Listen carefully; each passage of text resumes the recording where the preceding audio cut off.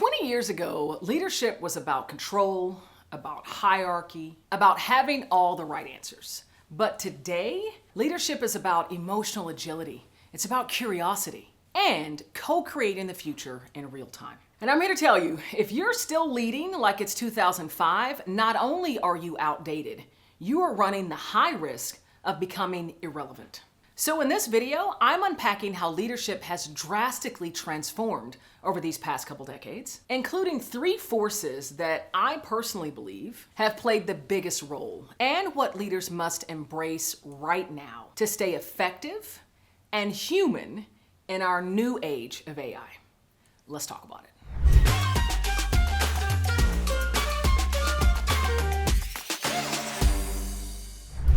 First, let's get into the differences between leadership back in 2005 and leadership today. And I'm gonna date myself real quick. So 2005 was when I was just getting started in my professional career. I just earned my degree in chemical engineering, and I just was going out into the professional world in the CPG industry. And what I remember in 2005 is that leadership was really about closed-door decision-making and really about command and control and compliance. And when you think about like presence and who had the most power, it was about the location where they sat in the building. It was the one in the corner office with all of the windows. We assumed that our leaders had all the answers. There were still just annual reviews, and that was really when performance feedback was done. And change was more episodic. So there was one clear initiative that we were leading, and then we would start another. I was never working more than 1 or 2 at a time. And I also remember that unspoken language in business of emotions needed to be checked at the door. That was real. Like, I really felt that. It wasn't as big in the culture that I grew up in, which I honestly loved, but in speaking with my friends and my colleagues, it was very apparent that no, you don't talk about your feelings. You don't talk about your feelings at work, all right? This is about business, it's about being objectives. Your feelings are gonna be getting in the way. And now as we look at leaders today, leadership is far more transparent and inclusive when it comes to decision making. And emotional intelligence, agility, and the ability to nurture trust, that is a prime for the best leaders. And those leaders who have presence or seem to have a lot of power are the ones who can convey the best empathy, who can hold space, who can listen. We know the best leaders to be the ones that can ask the best questions. It's not about having all the right answers. It's about being able to ask the right questions that get the best from those that you lead. And now there's more real-time feedback, right? You've got to give that real-time feedback. There's a nurturing of psychological safety. And of course, you know it, change is constant. It's everywhere. Sitting there right now, you're probably leading 20 different changes, whether it be innovation, initiatives, the actual work that you're doing, onboarding new employees, other employees leaving, your organization is reorging, AI is getting integrated. It's everywhere all the time. And more, I'm seeing emotions being welcomed into the door. But I will say there's still road to travel to help individuals learn how to use that emotion now that it's been welcomed into the door of business. In 2005, leadership was about being in charge, having all the answers. Now, in modern day, it's about being in tune with your people, their feelings, how engaged they are, inspiring and influencing them, and in tune with the business and the market around you. So now let's talk about the 3 forces that I feel have been the core driver of this radical transformation of who an exceptional leader is. The first force, and I've already alluded to this, is the rise of the importance of emotional intelligence. There was actually something that came out recently from the World Economic Forum that said one of the most sought after skills for leaders today and moving forward is emotional intelligence. That ability to be in tune with your people and in tune with yourself, that emotional self-awareness. Today, given the level of volatility, given the pace at which the world is evolving and all of the change that's happening across every industry, vulnerability, your ability to be empathetic, and that emotional self-awareness is not just a nice to have, it's an imperative. Because the reality, today's employees aren't just showing up with to-dos and deliverables. They're showing up having to navigate uncertainty and ambiguity. And with it comes fear and frustration and anger and overwhelm. And great leaders have to know how to meet that. The second force is that work itself has been decentered in people's lives. And what I mean by this is for so long, we all knew about this whole idea of work-life balance, and I have always hated it.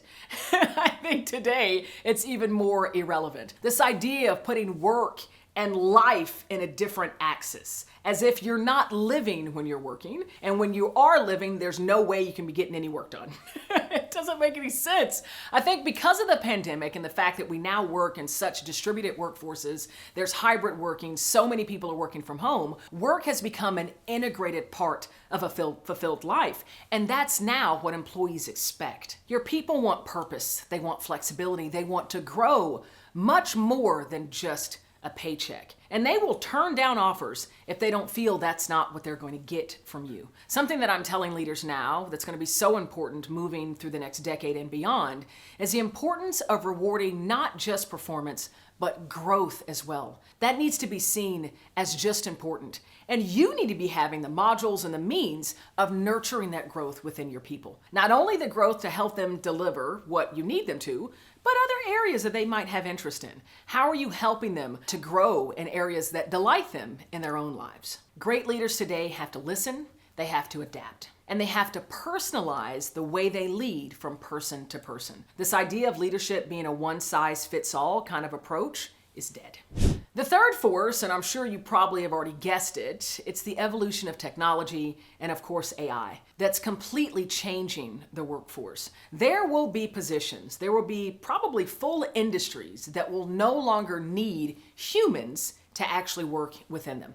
It will be AI that will take over. So what that means is it's changing what individuals should do when they come into work, the type of work that they're doing. And it's leadership that's having to guide and influence and inspire and nurture and support through this incredible change. The world is evolving at a pace like we've never seen. And that is true for the world of work as well. As you sit there right now, the type of work that you're doing could be completely different 5 years from now. Honestly, 5 months from now. So it's about you being adaptive and resilient, and if you're a leader, being able to respond to all of that flux, all of that change, and nurture individuals as they're growing into a new way of working. But the truth of the matter is, if AI can replace what you're doing right now as a leader, then you're not leading, you're just managing tasks.